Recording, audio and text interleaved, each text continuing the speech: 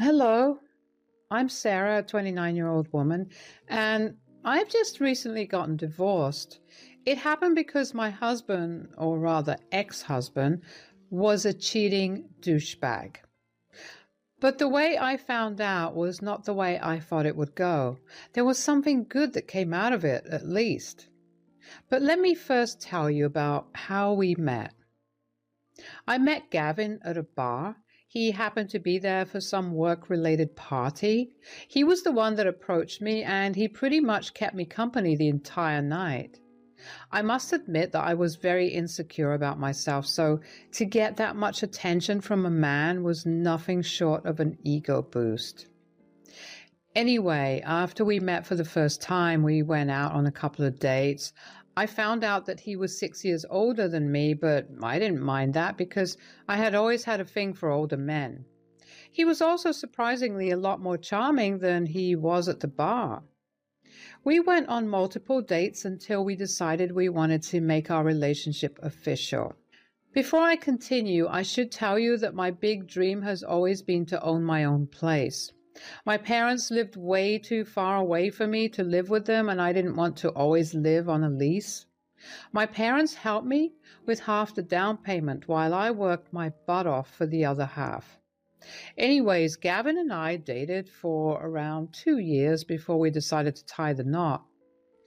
Our wedding was a pretty small affair, with our guests being only our closest friends and family, and we loved every bit of it. Our relationship thrived after we got married.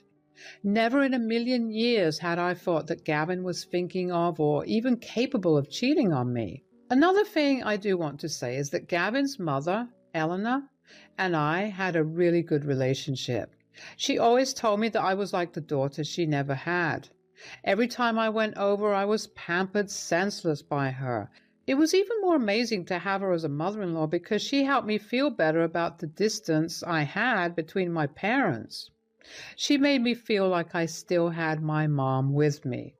So when I finally had saved up enough to pay the down payment for a house, and I did purchase a house, the first people I celebrated my milestone with were Gavin and Eleanor. Both of them were really happy for me, and I was glad I had good people by my side. The only weird thing that happened was Gavin being adamant about being the one to create copies of the house keys. I didn't think much of it because I just thought that Gavin wanted to lighten my workload or something. I don't know, it's dumb, but that's just how I rationalized it. The next year, Gavin and I lived blissfully. We had a whole house that we could decorate and design however we wanted to.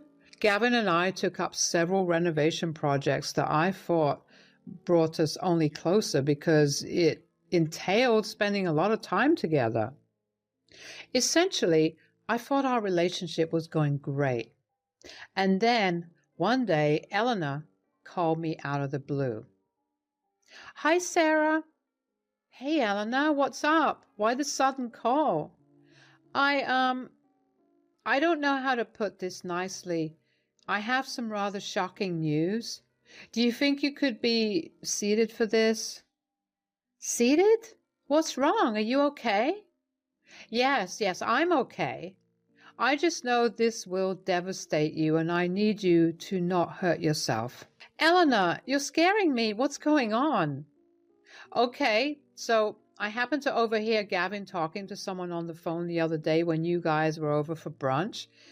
He seemed to be speaking very lovey-dovey with them. I knew it couldn't have been you because, well, why would you guys speak on the phone when you were in the same place?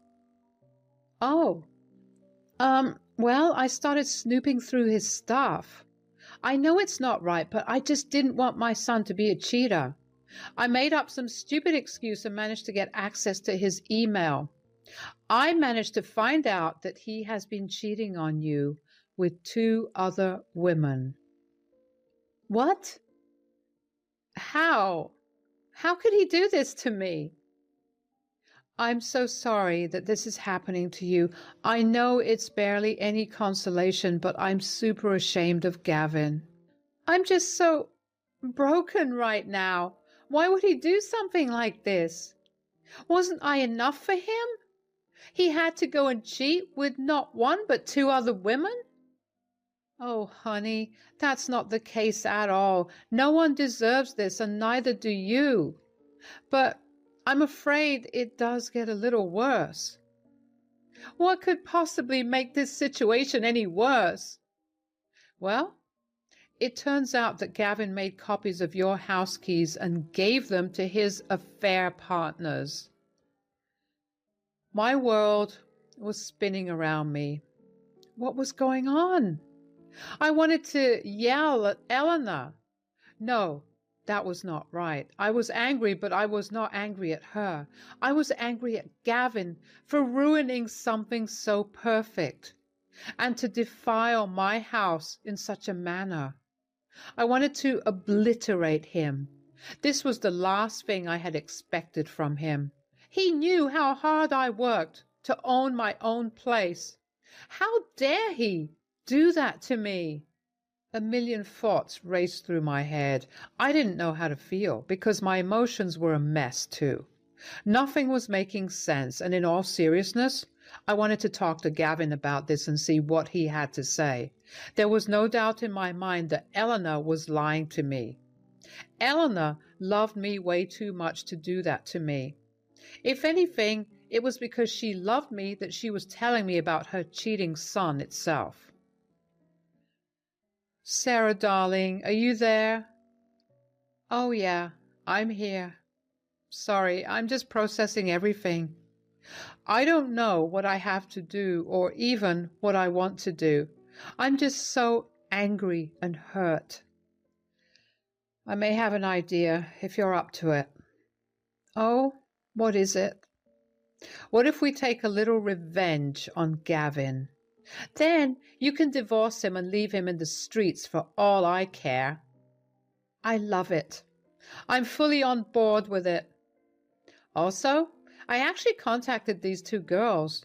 Turns out neither of them knew of the other, and they definitely had no idea that he was married too. So that scumbag was cheating on 3 people at once? That's a new low, even for him. Yeah. So I was wondering if you'd be okay with letting these girls in on our little revenge plan. You know what? That's perfect.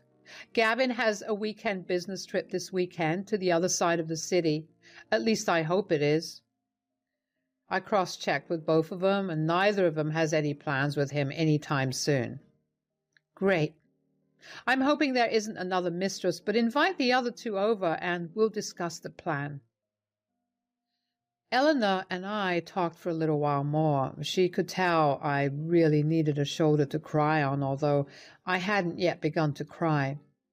I guess my brain was still in shock and I was going to take some time to react, or I was just completely numb by the new information.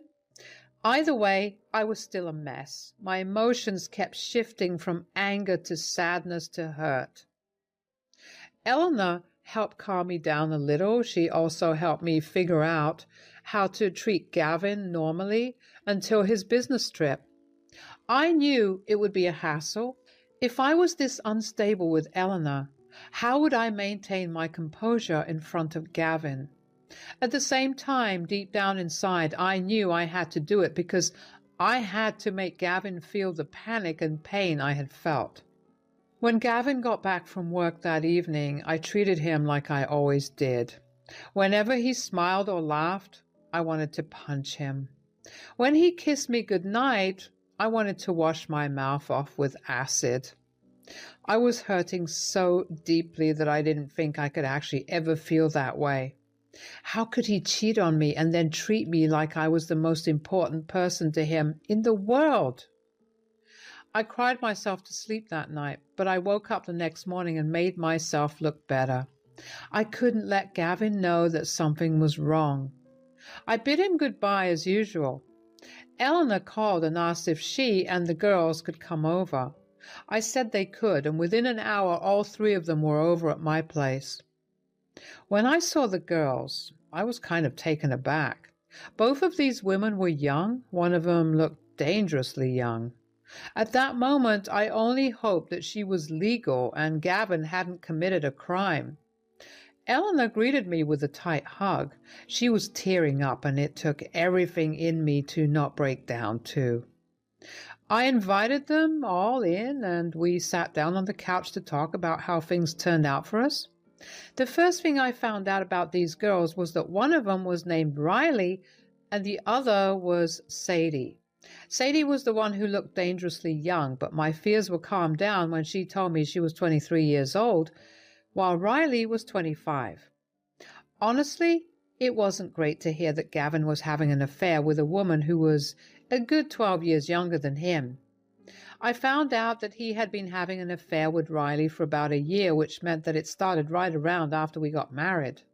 That stung. He hadn't been happy with me since the first year of our marriage. What had I ever done or not done in this case, I guess? Riley had met Gavin at a bar, and apparently he was very persuasive about wanting to sleep with her. Sadie had a similar story, except his affair with her started 6 months ago. He had met her at a bar too and persuaded her into sleeping with him. He had bought both of them multiple drinks and refused to leave their side. They were a little uncomfortable, but I guess Gavin had a knack for finding insecure women. These poor women were entranced by all the attention they were getting, so they just followed along with him. Both of them thought they had found something amazing with him after their first interaction. They told me about how he had been over to their places multiple times and even spent nights there. Over the course of the conversation, we began to slowly realize just how well Gavin had played us. He used the excuse of business trips all the time to explain his time away from us. Then we began talking about all the things that he did to make us fall for him in the first place. Since I had been the oldest of the three of us, I started telling them about how he had been super charming and how he was a great listener.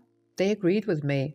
As the conversation went on, we realized that he literally used the same moves on all of us. If any one of us received flowers, the other two received them as well. I don't know what he was trying to accomplish with that, but I felt like I was about to throw up. All this time that I thought we were doing amazingly, we weren't. Every time he made me feel special, like I was the only woman in his eyes, I was not. I was just one of the ladies on his roster. I felt beyond betrayed. Riley and Sadie looked pale, and I figured I did too. We kind of just sat in silence for a while as we processed everything we had learned. Eleanor was the one to break the silence and bring us back to earth. Wow, okay, so my son is the scum of the earth, but we're not here to discuss that. Eleanor? No, I get it. I know you guys are hurt and you feel betrayed. I may not have the same relationship with my son, but to an extent, I feel those emotions too. I mean, at some point, I feel like I failed as a parent. You are and were an amazing parent. You raised him with good values, but at the end of the day, it was his decision to make these choices. He's a grown adult who's capable of making his own decisions. Thanks, sweetie. But my point is, what are we going to do about this? To be completely honest, I want to beat him up. I can't believe I wasted an entire year on this douchebag. I second the beating him up. Cheating is the one thing that I can't stand. Look, I want to do the same, but that won't do him any good. Sarah's right. We need to come up with a plan. We're going to need him to feel panic and betrayal. Okay. How about I call him this weekend and tell him I'm at your place? Oh, I could do the same. Yeah, and since he'll be away, he'll be panicking about our meeting. And what if he does manage to make it back home that night? We'll just be sitting inside, home, and looking like we're the best of friends. That's smart. That will definitely make him sweat even more. Yeah, Then you can slap him with the divorce papers and we can, well, slap him if we feel like it. I won't stop you guys from doing that. And if it's any consolation, we signed a prenup. So when we get divorced, he'll literally have nothing. That makes me feel really good. He deserves nothing, and I'm glad he'll get what he deserves. Good. Now we have a plan in place. Sarah, let's get your divorce filed, and then we'll work out the rest of the plan. We still had about 2 days till Gavin's trip. I don't know where I got my self-control or my patience from, but I was grateful that I had found it. I managed to keep the act up regardless of every instinct I had to confront him. I stopped crying because, as messed up as it seemed, I guess it felt a little nice to know that I wasn't in this all alone. There were other women who were hurt too, and if not for myself, I knew I needed to avenge these women. Riley, Sadie, Eleanor, and I had created a group chat. We kept each other updated there. I wasn't worried about Gavin snooping through my phone because he had never shown any interest in anything I ever did, which I now realize might have been because he was too busy cheating on me. Anyways, whenever Gavin left for work, Eleanor would come over and we'd go to the law firm and get the divorce filed and the papers printed. By the time it was time for Gavin's trip, everything had been set up. Sadie, Riley, and Eleanor came over about an hour after Gavin left. We all kind of just hung out and talked about how we were feeling. The girls shared the same sentiment of not feeling alone in all of this with me. I was glad that we all felt connected in some weird, messed up way. Eleanor lent us a solid shoulder to cry on. I knew she was hurting too, but I was glad that she never put her hurt over ours, and that she recognized the difference between our hurt. I waited until Gavin texted me another hour later that he reached his location to give Riley the go. She then picked up her phone and called Gavin. She had the phone on speakerphone. Gavin sounded pleasantly surprised to see her call him. Riley acted all excited and told him that she was coming over in half an hour because she had a surprise for him. Gavin sounded a little frantic. He kept trying to convince her not to go, but Riley was adamant and told him that she would be there before hanging up. Sadie waited about 15 minutes before she called Gavin. Unlike when Riley called, Gavin sounded snappy when he picked up Sadie's call. He asked her what she wanted, and she replied that she was 15 minutes away from the house. She told him that she would wait for him inside. If Gavin was just a little frantic before, now he was fully panicking. He once again tried to tell Sadie that he was out of town and asked her not to go there, but Sadie told him she walked long enough and she was tired and she just wanted to rest. She hung up the phone on him before he could get a word in. I have to admit, I felt this huge rush of adrenaline after this. Just the thought of how much Gavin must have been panicking sent a rush of happiness and satisfaction all throughout my body. I couldn't wait to see his face when he got back. Since the big part of our plan was done, we decided to make ourselves some drinks to make what was about to happen even more entertaining. When the drinks began to kick in a little, we all couldn't help but laugh at how stupid Gavin was to give both of them copies of the keys to my house, especially when I literally worked from home.